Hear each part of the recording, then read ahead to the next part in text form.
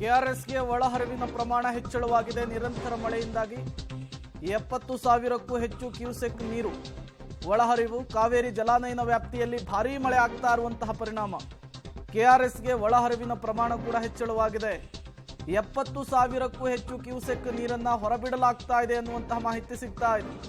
ಕಾವೇರಿ ವ್ಯಾಪ್ತಿಯಲ್ಲಿ ರೈತರು ಎಚ್ಚರಿಕೆಯನ್ನು ವಹಿಸಬೇಕು ಅಂತ ಹೇಳಿ ಸೂಚನೆಯನ್ನು ಕೂಡ ಈಗಾಗಲೇ ಜಿಲ್ಲಾಡಳಿತ ಪಾಸ್ ಮಾಡಿರುವಂಥದ್ದು.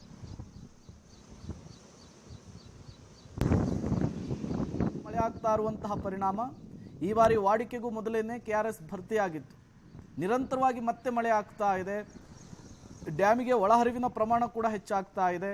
ಹಾಗಾಗಿ 70,000ಕ್ಕೂ ಹೆಚ್ಚು ಕ್ಯೂಸೆಕ್ ನೀರನ್ನ ನದಿಯಿಂದ ಹೊರಬಿಡುವಂತಹ ಕೆಲಸ ಆಗ್ತಾ ಇದೆ, ಜಲಾಶಯದಿಂದ ಹೊರಬಿಡುವಂತಹ ಕೆಲಸ ಆಗ್ತಾ ಇದೆ. ಹಾಗಾಗಿ ನದಿ ಪಾತ್ರದ ಗ್ರಾಮಗಳಿಗೆ, ರೈತರುಗಳಿಗೆ ಈಗ ಎಚ್ಚರಿಕೆಯಿಂದ ಇರಬೇಕು ಅನ್ನುವಂತಹ ಸೂಚನೆಯನ್ನು ಕೂಡ ಪಾಸ್ ಮಾಡಿದೆ ಜಿಲ್ಲಾಡಳಿತ.